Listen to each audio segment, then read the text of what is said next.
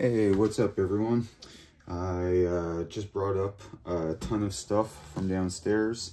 There's a whole lot of things that need transplanting. It's that time of the year. We're into the beginning of March now, and I want to start moving some things to some slightly bigger pots. Anything that's made it through the winter in these little mini greenhouse things that I've made and whatnot. And yeah, we're just gonna kind of get right to it. In this one here, we have some calamondin. I already have a little pot here ready. So the mix that I'm going to be using is just some Miracle Grow potting mix and some sphagnum, and I'm just basically trying to kind of loosen the mix up a tiny little bit. Some of the tropicals will be getting moved to something more like an actual loose substrate after this point, but I just want to make sure that they all have a really good chance to kind of do what they have to do. And another thing, when you're doing stuff in these guys here, these little pods, they work fantastic. As you can see, I got lots of roots coming in the bottom and stuff. Let's bring that light a little bit closer here. There we go. You can see, got roots coming out the bottom. Everything's all doing great. But one thing that I try to do when I plant it, if I use these, just in case it doesn't actually break down, sometimes I will just use a pair of scissors or a knife, and I'll just kind of cut the sides a little bit. And just by doing that, it's just kind of ensuring that at some point down the road, there's a way better chance that this thing's going to break apart and it's not just going to suffocate all the roots. And it's really just that simple. Just kind of go through, make sure you're not getting anywhere where there's roots poking through or anything, obviously.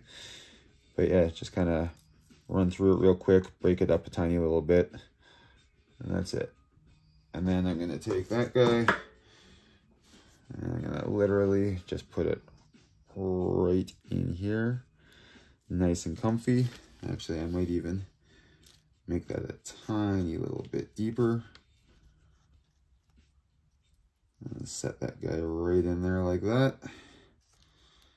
And that is going to be his happy new home. If you are unfamiliar with calamondin, they are, I have a bunch of videos growing mine just because I was having, not problems at the beginning, but it wasn't flowering and it wasn't as active as I wanted it to be.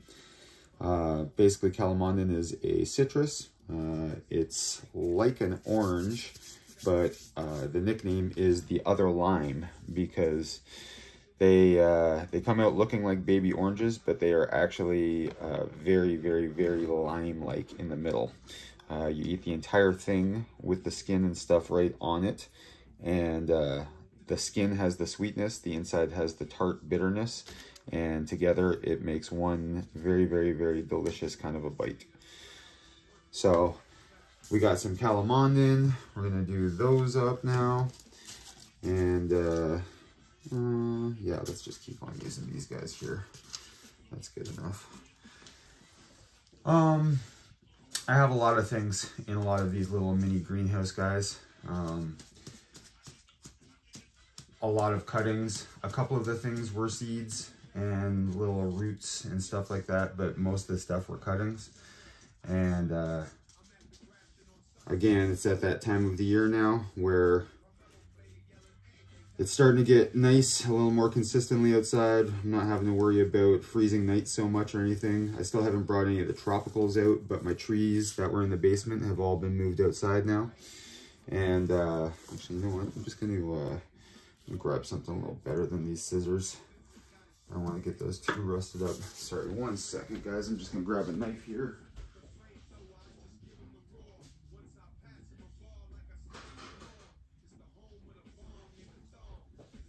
Grab a little paring knife to do it with, and same thing, just gonna put a couple of little cuts along the mesh just to kind of make sure that anything going on in there is gonna have a chance to do what it wants to do. Plop that guy right down in the middle there. So these are not all calamondin in this thing. I'm just kind of doing these all together in the same pots. I like trying to keep similar things in similar sized pots, at least if they're at the same stage of growth. Just that way I have a slightly better bearing over exactly how things are going in the long run. When I kind of pull them out and I look at the way that the root systems have been growing and whatnot, it's a lot easier to tell which ones are doing very well, which ones aren't so well, whatnot like that. When you're putting soil in, you'll always want to give it a couple of packs and make sure that there's no weird little gaps anywhere. Give it a little press down. We'll make enough room in there.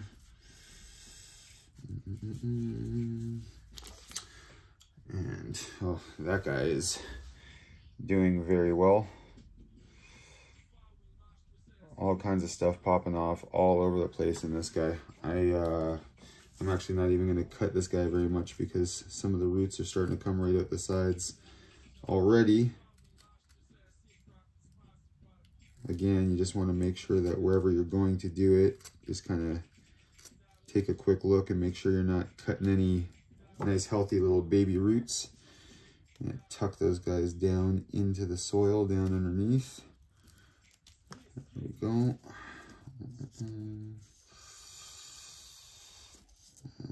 I'll just tuck that down like this. Beautiful. And they were doing just fine where they were, but they've all rooted obviously enough now that they could start expanding. And I want to give them a chance to have some more nutrients and stuff at this point, now that the roots have started. They're obviously going to keep on living if I keep them in these little kind of mini greenhouse environments that I've been keeping them in.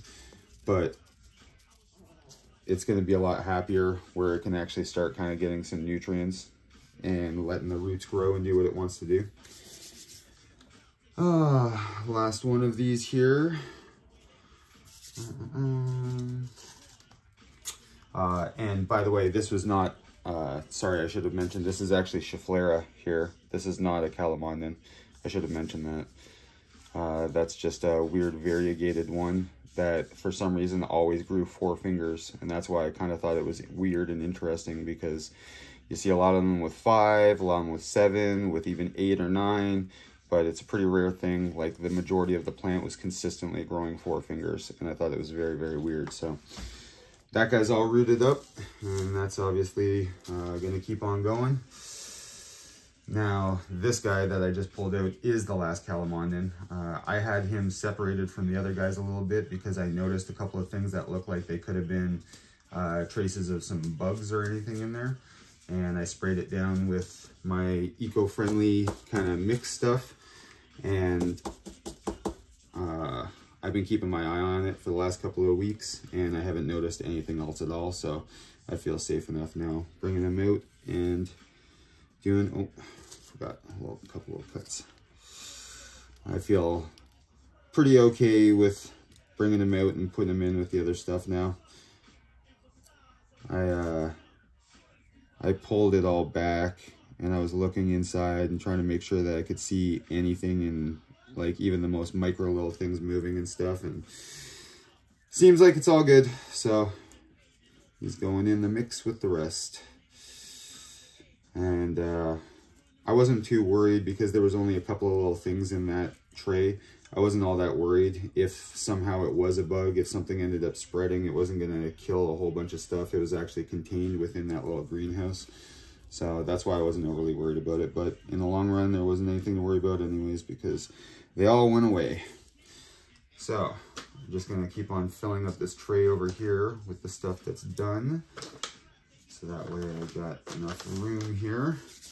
Now this guy, I guess I could move it to a pot where it's going to stay better, because I don't like these little cardboard things after they start going. But as you can see, this was a tiny, tiny little piece. It was honestly probably not much bigger than that stuff down at the bottom there. And I put it in just as a little cutting. It wasn't even as tall as to these first leaves here. And it's rocking along. I love the weird little underside color. So I think I'm going to just put this inside of something like that, where it's going to have the chance to kind of just keep doing its thing exactly how it is. I don't really want to disturb it, but these cardboard things kind of just, as you can see, start falling apart, and after a while, if you're not careful, they'll start getting moldy and stuff if they're not put into the dirt to completely finish decomposing or disintegrating away. So I'm just going to do that and then make sure I avoid any chance of that stuff happening. But I'm not going to actually interfere with anything. I'm just going to put it in there. And I'm just going to let it fill out the space, and that's it. That guy can be happy just like that. I'm not going to change anything or do anything with him. That's it. Just nice and normal. It's the nice thing about those things being the same size pretty much as these, because it fits in there nice.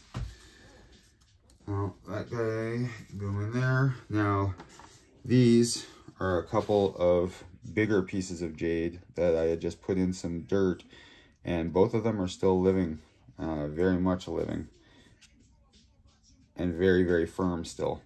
So I'm going to leave those guys alone. I'm not doing anything with those guys. Those are going to go back into something like a greenhouse, just so that way they can kind of keep doing their thing the way that they already were. Now this guy, as you can see, looks like it has kind of died away, and it has. That, I believe, was elm, maybe. I don't remember because now there's no leaves on it, but I'm pretty sure this was just a little elm cutting or something. So, you know, they don't all live. They don't all make it. That's okay. Well, that's it for that tray for now. As you can see, I had a piece of mesh. It's obviously backwards. I had a piece of mesh sitting in the bottom here of the plastic mesh. This is the stuff that I buy to cut out to make screens for over top of the holes in the bottom of my bonsai covers or the bigger pots. The only reason I put a sheet across it like that is so that everything could sit really flat and the water was still going to sit underneath. That way there was still some moisture inside of here that wasn't directly being absorbed all the time by the pods and the stuff that were in there. Just to keep a little bit of extra moisture inside of the greenhouse. Obviously it's a little more helpful when it comes to the growing environment. And this one here, these guys are all doing incredibly well. And this is some wild stuff going on in here, so that's why I brought this one up.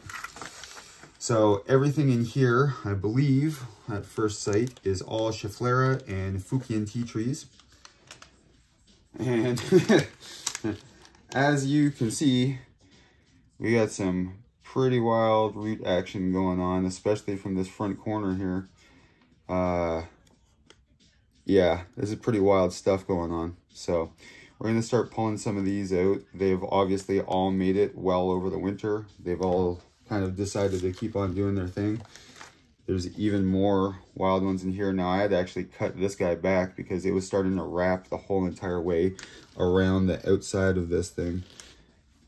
And yeah, these Scheffleras and stuff, when they want to try to make roots, they will do whatever the hell they got to do to try to make roots. That's the interesting thing about a lot of tropical plants.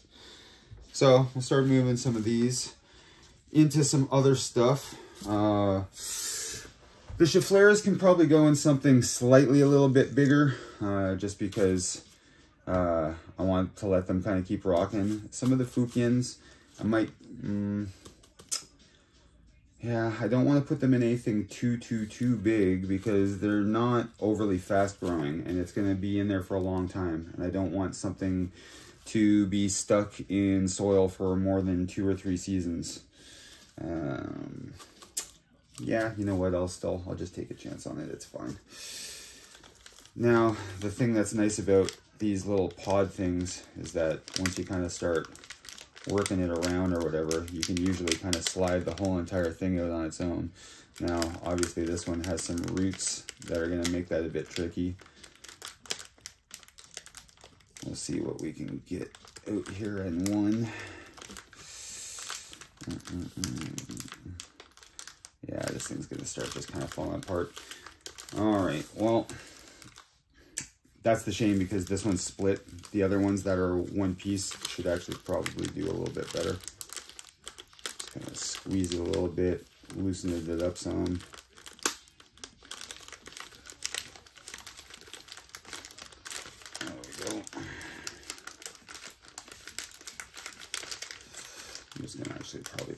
these all kind of out at once. Make sure none of the roots, because some of the roots from these Scheffleras have started going into the other ones.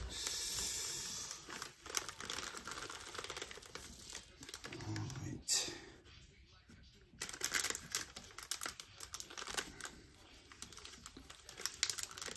Wow, I think all of these roots are actually for this Fukian. Holy, that is pretty wild. That is a lot of roots. Holy crap. Okay, well, there's a lot less now. Oh, these ones are not even coming from there. Holy, so as you can see, I believe these are all coming from that Schefflera next to it. That's pretty wild. This guy can go in something a little bit smaller since it's not going to be gigantic for a bit. Let's just put this in one of these little guys.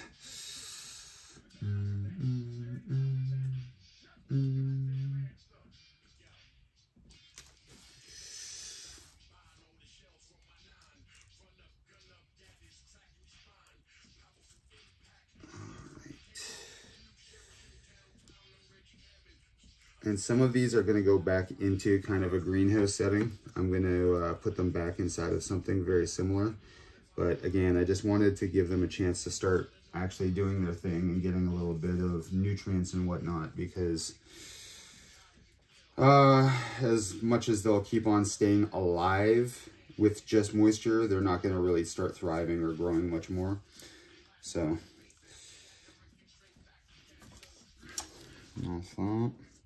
so these are Fukian tea trees, or a lot of people call them Carmona. That's going to go right back into here. Actually, I might even keep these guys in this little thing there. Okay. Let's see if I can get this whole Schefflera out as one thing.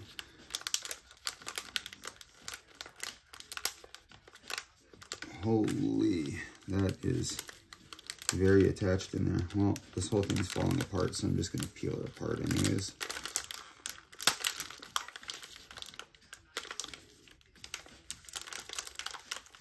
Come on. Ugh. That's not what I plan on happening. I wonder why this guy is so attached in here. It doesn't seem like there's no roots coming up the bottom or anything. Maybe it was just really, really, really trying to hang on to them more. I don't know. Wow. Yep. That is a healthy root system for a little tiny cutting. Jesus. Look at that. All right, well, that one can go into something just slightly bigger. Let's put the Scheffleras into some of these guys.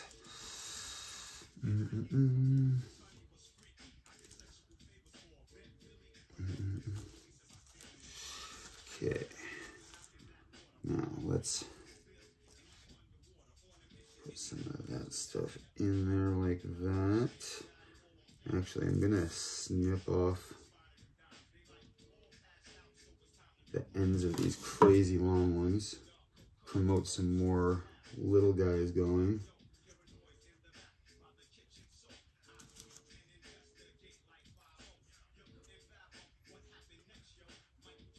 There we go, untangle some of these. Just go like that. Now, usually you don't want roots that are going to wrap around like that, but right now I'm just going to leave them in there because it's so young. I want it to have as much roots as possible. By the end of summer, if I notice things that are getting a little ridiculous, or it's getting almost kind of choking itself out or slightly getting root bound or anything like that, because these will be really active over the summer. If I do notice anything like that, then I will pull it out at the end of the summer, because it'll have been very, very healthy for a while, and at that point I will start teasing some of the other roots out and cutting some of the really, really long ones off and make sure there's no stuff like that. I just want to give the rest of the root system a bit better of a chance to establish before I start doing anything like that. Now, I do have rooting powder, Sometimes on some of these weaker ones, or the ones with just a little tiny bit of roots, I will use it. I might actually even just use it on a couple of the Fukians just to see the difference, because it doesn't seem like there's a whole ton of root system going on there. But I'm gonna have a whole bunch of, now that's more of a traditional Schefflera leaf. As I was saying about how weird it was that the variegated one only had 4. That's much more of a normal one like that right there. I'll just put that there for now. These ones, this next Schefflera I'm going to pull out. This one I try to save a couple of leaves off and propagate it because it is very, very interesting. So half of the leaf tends to always stay. Whoa, that's another really good root system going. Half of the leaves stay green and perfectly flat, and the other ones get variegated and wrinkled. It's pretty wild, and the whole entire plant does that, and every single one of the things consistently stays like that every time. It's pretty interesting. All right, let's get this guy in some dirt. That guy's not so big, doesn't need to be in quite as big a one. Let's use this guy here. All right, tap that down. Lay those out nice and evenly throughout it so the roots have a chance to spread.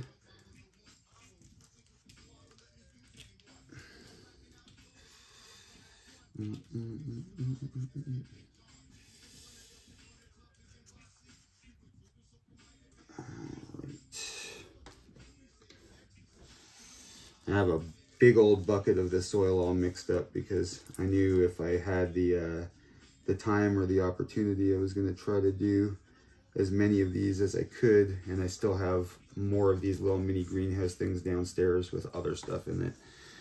There's actually some very, very, very interesting, like the ones that are downstairs are the ones that I'm very excited about. I just figured that I would do these right away because I could already see a pretty intense amount of root system going on with most of these. So I knew they were definitely ready to go. The other ones, there's going to be a lot of stuff that I'm going to be heartbroken as I go through it, and there's going to be a lot of stuff I'm going to be very excited about. Mostly because they are pretty much, again, all cuttings, at least the large majority of the stuff. And some of the plants that I am most excited about and most interested in are the ones that are down there. There is ginkgo biloba, there's redwoods, there are so many really cool, a ton of different Japanese maples, all kinds of stuff. Now, I'm very, very positive that a lot of the stuff probably didn't make it through the winter. It seems like it's all still kind of alive, but again, when it's in that greenhouse environment, sometimes it'll just keep on clinging to the moisture in the air and whatnot and letting itself kind of live on, where really that's not the case, and it's not actually living. It's just not completely dying, I guess, for a lack of a better term. So you know what, I'm just gonna, these things are already falling apart. I'm just gonna split the sides open, take them out this way, and be a little easier on the plant. Let's get this guy popping out. I don't want to wreck too many roots or anything here. I'll loosen this all up as much as I can. There we go. Nice little root system on that guy.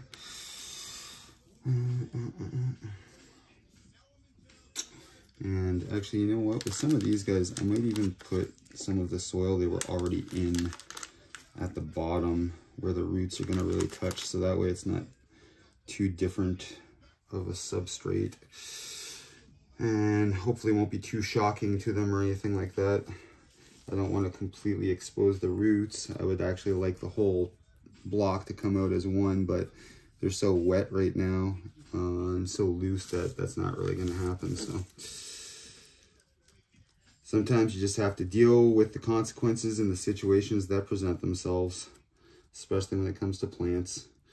you can hope for the best, but you should usually kind of expect the worst at the same time, just so that way when things don't go well, you're not too bummed about it, because there's a lot of times that things won't go the way that you expect them to or want them to. Plants are just kind of like that. It's something that as self-admittedly, in certain situations, I'm very much about being in control of the situation. It's been a very big learning curve for me and helped me understand that a lot of stuff is not in my control, and no matter how much I want to do everything in the world to make it work out the way I want it to, it still might not. Plants are great for that, because unfortunately, some of them don't make it.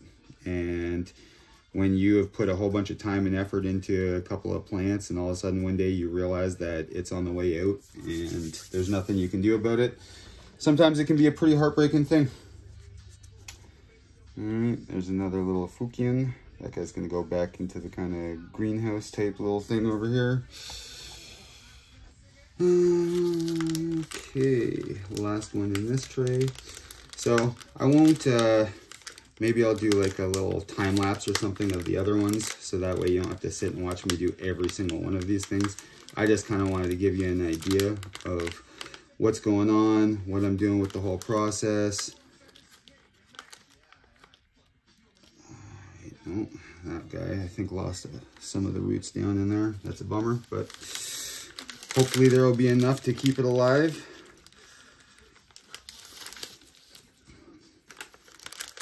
I think with going back into that kind of greenhouse setting should probably help that situation, because those are some very, very, very fine roots. There's not a lot on there.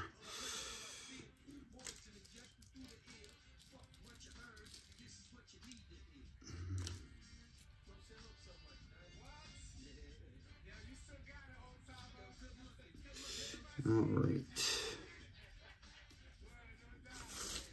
Some of the stuff I keep messing with, some of the fine stuff. Sometimes you'll see me throwing a little bit back in that when I don't need to. It's usually because I've felt a really big twig or a big hunk of bark or something like that in the mix. And at least with these little guys, I want to try to keep it as loose and kind of soft stuff as possible. When it gets a little bigger, it doesn't really matter if some of that hard stuff or the big chunks are still there, just because obviously it's going to work its way through and the roots have already been established at that point. But yeah, like I said, I think I'm going to probably just do a little bit of a time lapse with a bunch of the rest of the stuff and put it all together at the end, and then that way you don't have to sit and watch me do this with every single one of them talking about stuff. If I do the other ones, or if I think of anything that I do need to mention or whatnot, maybe I'll just stick it back onto regular, or I'll mention it at the end. But for now, I think I'm just going to stick it over on the time lapse. And yeah, I'll kind of show you guys the results and whatnot at the end.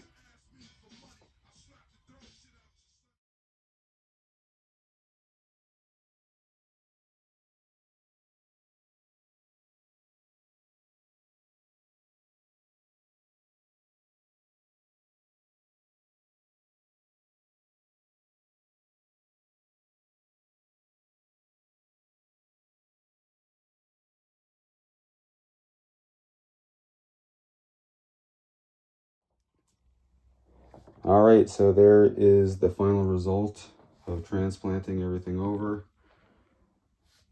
Those are all the Scheffleras there, and a couple of Calamondin. Those are all the Fukian tea trees, or the Carmonas, and the jade in the back. And this is going to stay as a little greenhouse and get closed up. And these guys are going to find places on their shelves with all the other stuff. So for now, that's going to be about it. Later, y'all.